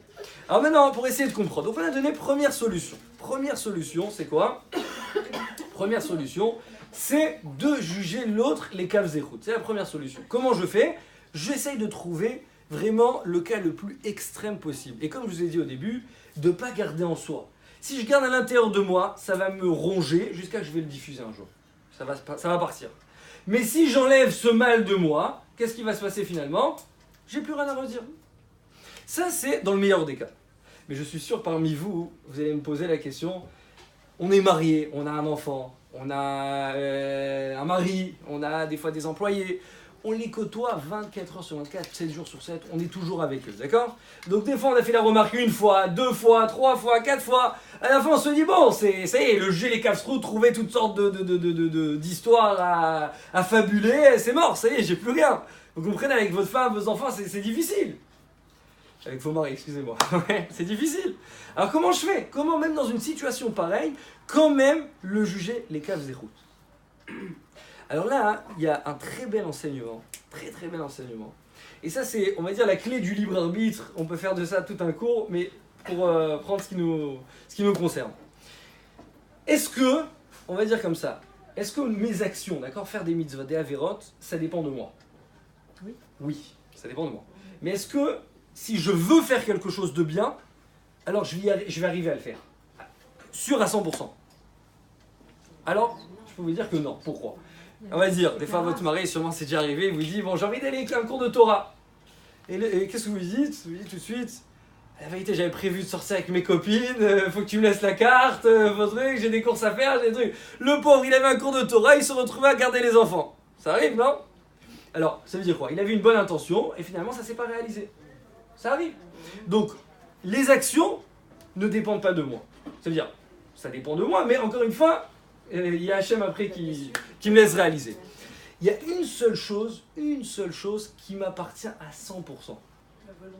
Exactement, la volonté, la pensée. Et d'ailleurs, personne ne peut réussir à lire dans vos pensées. Personne. Si j'avais réussi à lire dans vos pensées, je me serais enfui déjà. Le Harizal. Voilà, le Harizal, à part le Harizal, exactement, à part le Harizal. En tout cas, ça veut dire quoi? Ça veut dire que les pensées, ça m'appartient. Ça veut dire quoi, ça m'appartient? C'est très simple. Imaginez-vous, que ça vous arrive pas, mais quelqu'un, il vient avec un M16, et il dit comme ça, il dit, je t'oblige à manger du porc. Il pourra m'obliger. On est d'accord? Mais s'il me dit, je t'oblige à vouloir manger du porc, il va pouvoir m'obliger à vouloir manger du porc? Non! Ma pensée, elle m'est propre, elle m'est personnelle. C'est une partie de mon être. Vous comprenez? Personne ne peut me faire changer d'avis. D'accord? Alors c'est-à-dire que même si maintenant il va m'obliger à manger du porc, au même moment quand je suis en train de manger ce porc, à l'intention, quelle pensée j'ai à l'intérieur de moi, je veux pas le manger. Vous comprenez? D'accord. Ça, c'est ce qui en est de la pensée. D'accord? Maintenant, on va prendre un autre cas, vous allez comprendre où je veux en venir.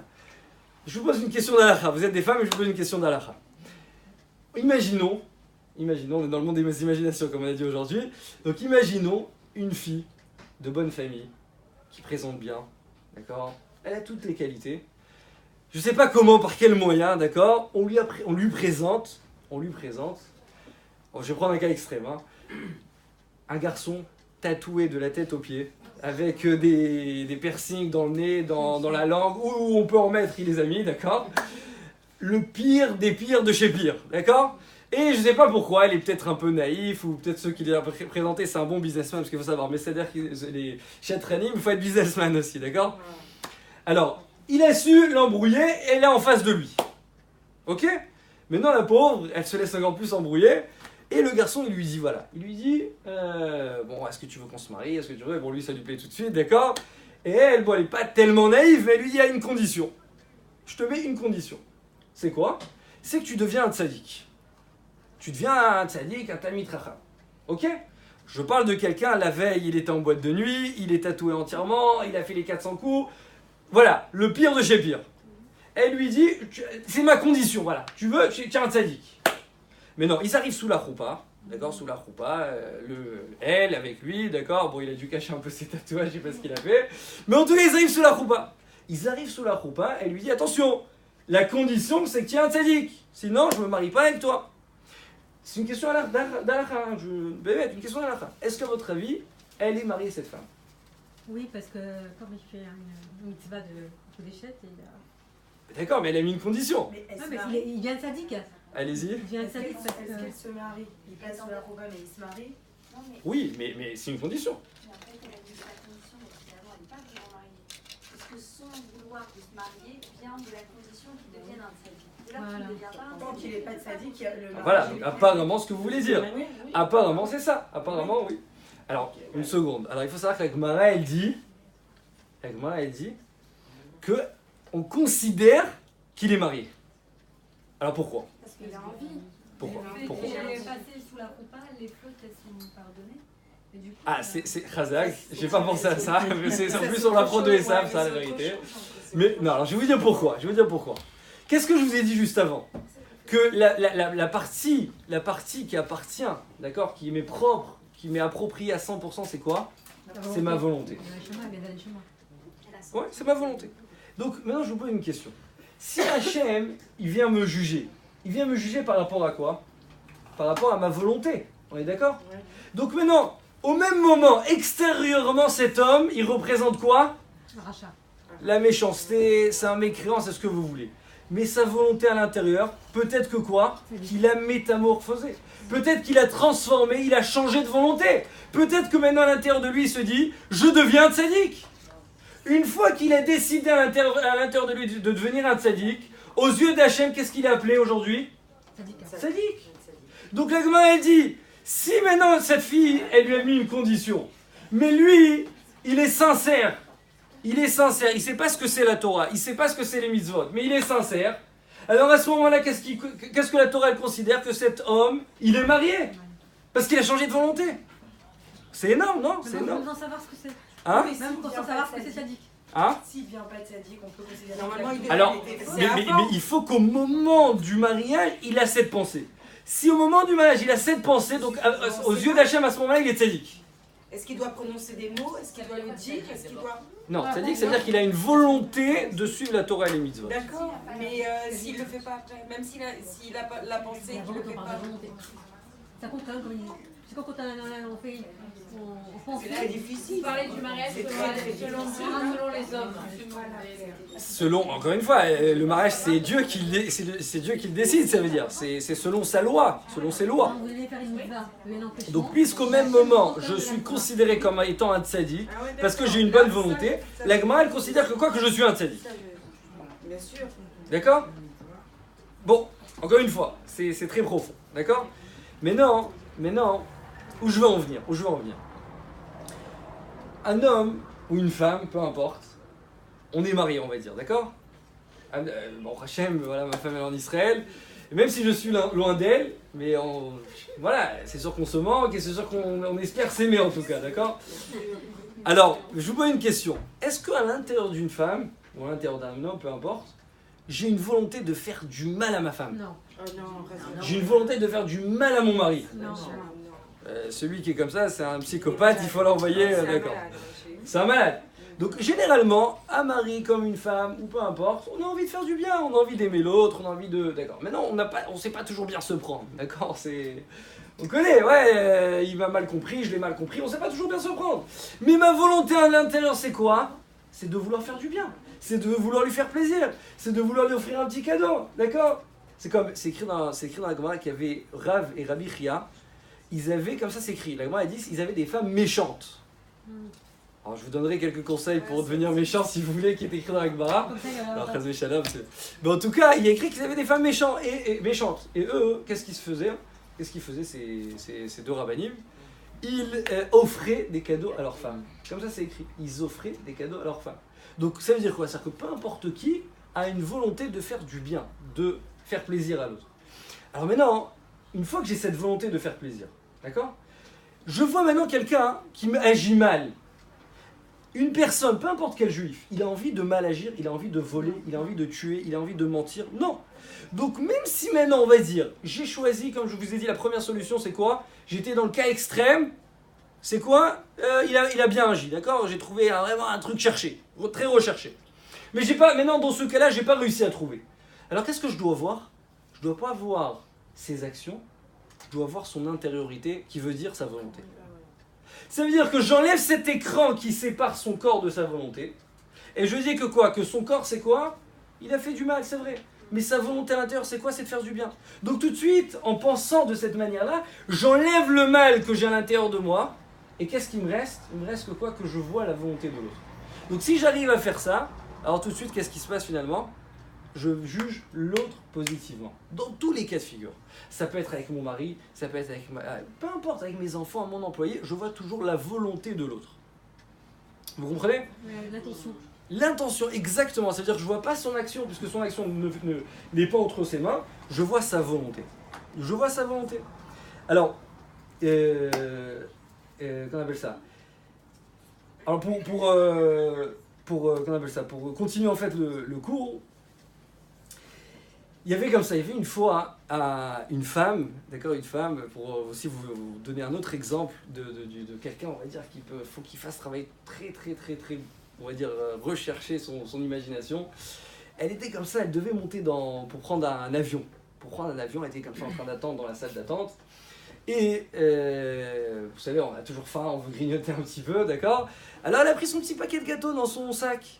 Elle prend son petit paquet de gâteaux dans son sac. Et elle vient pour s'asseoir, et il y a un homme à côté. Il y a un homme à côté, et donc elle pose le paquet, elle prend un gâteau, et lui, qu'est-ce qu'il fait? Il prend aussi un gâteau. Il est fou celui-là ou quoi? Ah, vous la connaissez? Magnifique. Mais allez-y, elle est magnifique. Ah. Elle est magnifique. Bon, je passe à autre chose alors. Non, allez-y, elle est magnifique. On la connaît. Non, il y en a qui la connaissent pas. Fais-la en vrai, fais-la en vrai. Fais-la en vrai. Elle est magnifique. Alors, en tout cas, elle prend un gâteau, il prend un gâteau, elle prend un gâteau, et vous savez, il y a un homme en face, ça se fait pas, elle est en train de rougir et elle n'osait pas parler. Et elle se dit, mais qu'est-ce qu'il fait? Je comprends pas, ça c'est au moins qui me demande, il a faim, il est affamé, qui me demande. Et lui, il arrive au dernier gâteau, qu'est-ce qu'il fait? Il prend le gâteau, il le partage en deux, il lui laisse la moitié, il prend la moitié.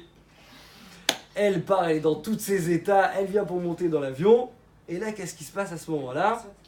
Hein? Elle aperçoit que c'est son. Elle rentre sa main à l'intérieur, elle apporte ça que c'est son paquet de gâteaux qui est encore intact à l'intérieur. Ça veut dire quoi? Ça veut dire que...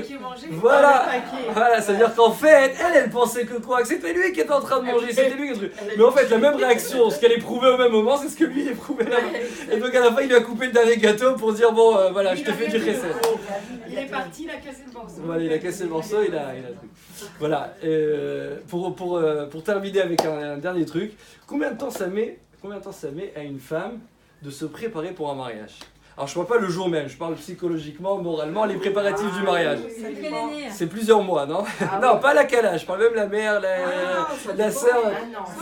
Ah non, il faut la maquilleuse, je parle de quelqu'un de proche. Si c'est une... Ouais, moi j'ai marié ma fille, on l'a fait en 5 mois, ça s'est écrit. Ah, bon, 5 mois quand même. Au prochain, Ouais, quand même 5 mois. Alors en tout cas, ça prend quelques mois, d'accord? Ça prend quelques mois, facile. Et avant de choisir la robe, avant de choisir la maquilleuse, avant de choisir je sais pas quoi, d'accord? C'est vrai. Voilà. Alors maintenant, imaginez-vous, vous arrivez le soir du mariage. Après, vraiment, vous pensez que vous avez choisi la meilleure des tenues, le meilleur maquillage, la meilleure coiffeuse, tout ce qu'il faut, d'accord? Vous arrivez le soir du mariage, vous pensez que vous êtes au top, sur le 31, d'accord? Et maintenant, vous voyez en face de vous, je sais pas, votre belle-sœur, vous êtes un peu en rivalité de temps en temps, voilà. Et là, vous la voyez et d'un coup, vous vous rendez compte qu'elle a une robe Christian Dior.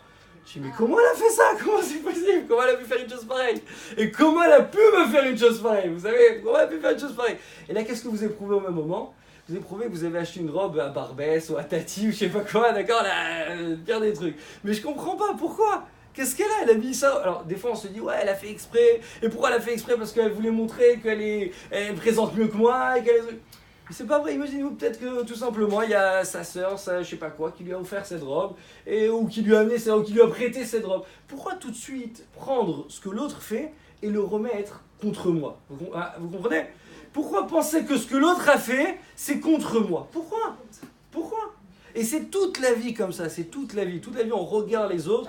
Et truc. Alors pour vous terminer avec une dernière idée de ça, de cette chose-là, c'est le Baal Shem Tov, et là il dit quelque chose, il faut faire très attention, il n'y a que le Baal Shem Tov qui peut dire une chose pareille.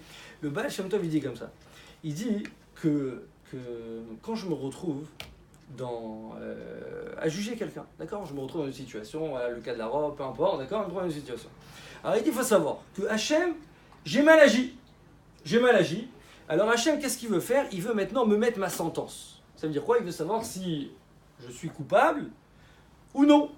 Alors qu'est-ce qu'il va faire? Il dit, Hachem, il ne va pas me juger tant que je ne me suis pas moi-même jugé. Alors vous allez me dire, comment? Je suis pas au ciel, comment je fais? Alors le Baal Shem Tov, il dit, il va faire en sorte que tu vas te retrouver dans une situation similaire à la tienne. Tu vas voir ta copine, tu vas voir ton amie, elle va faire exactement comme toi. Mais toi, tu vas la voir, tu vas la regarder, à l'intérieur, ah purée, celle-là, purée. Et au même moment où tu vas la rendre coupable, d'accord? Ou... C'est quoi l'inverse de coupable? Innocente, exactement. Alors à ce moment-là, Hachem il décide. Tu la rends coupable, c'est toi qui es coupable. Et donc tout de suite il met ta sentence. Ça veut dire que tu es en train de te juger à ce moment-là. C'est pas que tu juges l'autre, c'est que tu te juges à toi-même. Alors il dit attention avant de juger l'autre. Parce que tu n'es pas en train de le juger, c'est contre toi. Vous comprenez? Ça va très loin. Donc en deux mots, ce que je vous ai dit dans ce cours, c'est quoi? Premièrement, pour juger l'autre positivement, allez dans un cas extrême, le plus extrême possible, mais vraiment très recherché. J'enlève le mal que j'ai à l'intérieur de moi. J'arrive pas, je regarde la volonté de l'autre. Et même si regarder la volonté c'est compliqué, alors je me dis attention, si je suis en train de juger, c'est la sentence qui va m'être infligée au ciel. Donc, il faut faire très attention. Et comme je vous ai dit, comme on est dans un monde d'internet, en 2 secondes tout est diffusé. En 2 secondes, alors ça peut être vraiment on peut ruiner, je vous dis, on peut ruiner la vie de quelqu'un. Et vous voyez, si bon, mais en tout cas, celui qui a l'habitude d'aller sur Facebook et trucs comme ça, et tout ce genre de groupe, et même WhatsApp et tout ça, constamment des messages qui passent sur l'un, sur l'autre, sur l'un, sur l'autre, sur l'un, sur l'autre, et on croit que c'est rien, mais on se rend pas compte qu'à cause de ça, peut-être lui, à cause de moi, va pas pouvoir se marier parce que je l'ai sali, et ainsi de suite, et l'autre, et truc. Faut faire très attention à ça. Très attention à ça. Pour vous terminer, vous connaissez un peu tous TorahBox, non? Ah oui. Voilà, bon, vous connaissez un peu tous TorahBox. Alors voilà, ceux qui nous ont amenés ici, comme vous le savez. Comme vous le savez, alors on a, bon, Hachem, on contribue un petit peu, on essaye de donner un peu des cours là-bas, on essaye de faire ce qu'on peut. Et je vous assure que c'est impressionnant comment ils arrivent à attirer le Ham Israël. C'est impressionnant. C'est impressionnant. Alors maintenant, c'est sûr qu'il y a toutes sortes, on voit toutes les vidéos, les darkas, les Rizouk en chemin, et voilà, tout ce que vous connaissez. Et on voit donc tout ça. Mais maintenant, ce que vous savez pas, c'est que derrière tout ça, donc derrière le site, qu'est-ce qui se passe? C'est des milliards de personnes, et vraiment, qui posent des questions. Non, le travail, ça c'est sûr, mais qui posent des questions, tout le temps. Vu des fois, ils nous envoient les questions que les personnes posent aussi. Alors, on voit une femme qui a besoin, Voilà, alors c'est des questions, des appels, des trucs, tout le temps. Et je vous dis, vraiment, il y a des fois des questions qui déchirent le cœur. Ouais. Je vous dis juste pas pour vous angoisser, mais juste pour prendre un peu conscience de ce qui se passe dans l'Am Israël. La semaine dernière, une fille que je connais un petit peu, on va dire, elle était religieuse, elle vient en jupe et tout, elle a été vraiment, c'est un cas, bon, je vous le dis pour prendre conscience, d'accord? Elle a été avec un musulman, mariée avec 4 enfants, un noir. Elle c'est aucun rapport, c'est une blonde aux yeux bleus, une vraie juive, truc. Elle est enceinte de lui de 6 mois. Et maintenant, c'était quoi sa question? Est-ce qu'elle peut avorter? Vous vous imaginez ou pas? Non, alors de 6 mois, c'est trop tard. 6 mois, et même dans les 30... Et même dans les 30 premiers jours, il faut faire chez la drave. Mais il y a des moyens de permettre. 6 mois, c'est terminé. Mais je vous dis, c'est des questions comme ça. Tout le monde était à Créteil dimanche. Une femme qui vient nous voir à la fin du cours, elle nous montre une photo avec 3 noirs. Elle dit, c'est mes enfants, un truc, je me suis mariée. Mais je vous dis, c'est tout le temps. Et pourquoi? Parce qu'avec le biais d'Internet, maintenant, on peut toucher n'importe qui dans le monde entier. Et comme on peut toucher n'importe qui, donc les juifs les plus perchés, ils arrivent. Et donc TorahBox, maintenant, ils sont en train de mettre en place un moyen de répondre à ce besoin. Mais c'est énorme le besoin. Mais c'est tout, il faut des rabbinim, des psychologues, ils ont tout mis. Alors même le problème c'est quoi? C'est que comme ils sont trop débordés, surchargés, ils ont mis en place en fait un kollel. Qu'est-ce qui fait ce kollel en fait? C'est qu'ils forment ces avrichim qui sont suivis à répondre à toutes ces questions. Mais pourquoi ils n'étudient pas alors? Non, si, ça fait partie de l'étude. Ça fait partie de l'étude. Des questions de Torah, ça fait partie de l'étude. Ça fait partie de l'étude. Voilà. Il y avait Nissim Dayan qui répondait. Il y a le Rav Gabriel Dayan, il y a le Rav Krimizi. Ils ont expérimenté. Non, bien sûr, mais alors ils sont en train de les former pour l'être. Alors il y a ces questions. 15 ans de. Non, ça veut dire. Non, il y a des questions faciles qui peuvent déjà répondre, mais les questions plus difficiles, même le Rav Ankri, bon, Hachem, il est là-bas, il répond à pas mal de questions, et des fois, il faut avoir les épaules larges pour répondre à ces questions. Donc on a Baruch Hashem. Nous on est chez le Rav Ovadia Yosef, aux Zatzal, donc il y a Baruch Hashem des sommités jusqu'à aujourd'hui là-bas qui peuvent nous aider à répondre, mais c'est très compliqué, très compliqué. Alors qu'est-ce qu'ils ont mis en place? Ils nous ont demandé de proposer, et ils recherchent ça, celui qui voudrait. C'est en fait créer un partenariat avec des personnes, pas pour beaucoup d'argent, d'accord, de créer ce lien. Alors, je vous explique ce que c'est qu'en fait, celui qui aide donc un avraire qui est là-bas, alors il peut prendre 1 heure de Torah par jour, ou 2 heures de Torah par jour, 1 ou 2 heures par jour, d'accord, pour tout le mois, pendant une période de 1 an, et ce qui va permettre déjà, première chose, que cet homme-là, il va pouvoir aider énormément le Ham Israël, et ça va permettre aussi à TorahBox de continuer à aider, parce qu'à un moment, ils ne peuvent plus répondre, c'est impossible. Et deuxièmement aussi, c'est que c'est transparence la plus totale. Ça veut dire quoi? C'est-à-dire qu'il vous dit c'est qui l'avraire que vous aidez. C'est-à-dire qu'il vous dit c'est qui l'avraire, il vous donne le nom. Vous savez carrément le nom, c'est qui cette personne. Il prend contact avec vous, cet avraire. Vous avez besoin d'un jour d'un Leilou Nishmat. Vous avez besoin d'un quelqu'un doit passer une opération. Vous êtes en relation directe avec TorahBox. Quelqu'un de là-bas que vous l'aidez à étudier, vous l'aidez à grandir. Vous comprenez? On l'aide à grandir. Et en fait, ça parle de quoi? Ça parle ou pour 2 heures de Torah, c'est 100 € par mois, ou pour 1 heure, c'est 50 € par mois. Bien sûr, déductible du Maaser, c'est Serfa, d'accord? Celui qui peut, sachez que vous rentrez vraiment, moi-même, encore une fois, Je suis quelqu'un qui étudie, on essaie de terminer pour devenir juge rabbinique, Bezrat Hashem. C'est pas mon truc, on va dire, de demander de trucs. Mais comme on fait partie de là-bas, et je sais les besoins qu'il y a, et au Hashem, on tourne un peu de partout, et on rencontre beaucoup de monde, la vérité. Et vous savez, juste les célibataires qu'il y a dans Paris, hier on a fait un cours avec 25 célibataires. Ils ont 35, 40 ans, 45 ans. Mais s'il n'y a personne qui est là pour s'en occuper, alors on est tous dans notre monde, on est dans nos petites cocons, on se dit, allez, c'est bon, moi je vis bien ma vie, j'ai mes enfants, Mais les autres, tu les laisses mourir, comment tu fais? Vous comprenez? Alors il y a des personnes comme Torah Box qui sont là à les aider, vous comprenez? Ils sont là à prendre en main les trucs. Et c'est constamment, il y a constamment des nouvelles trucs à faire, des nouvelles demandes et des nouveaux projets, des nouveaux trucs, c'est sans arrêt. Mais tout ça pour l'âme Israël. Alors vous allez me dire, mais moi, en quoi je peux aider? Ben oui, avec tes 50 €, avec tes 100 €, avec l'autre. Et une fois, Binyamin Benamou, il a dit, clairement, c'est le gérant, il a dit comme ça, il a dit clairement, ne croyez pas que c'est parce qu'on a des gros donateurs qu'on arrive à tourner aujourd'hui. Il dit c'est de 50 € là, 100 € là, 200 € là, et comme ça. Vous comprenez? C'est comme ça que ça marche. Le gars, il était au Ghana aussi. Ouais, mais sachez que tous ces trucs, ils ont 50 personnes à travailler. Sans les rabbinim. 50. Il y a 50 personnes qui travaillent, sans les rabbinim, sans tout. Et je vous dis, c'est-à-dire après avec le quoi, et tout ça, c'est sans fin, il n'y a pas de fin, parce que c'est des milliers de personnes, ça touche des milliers de personnes.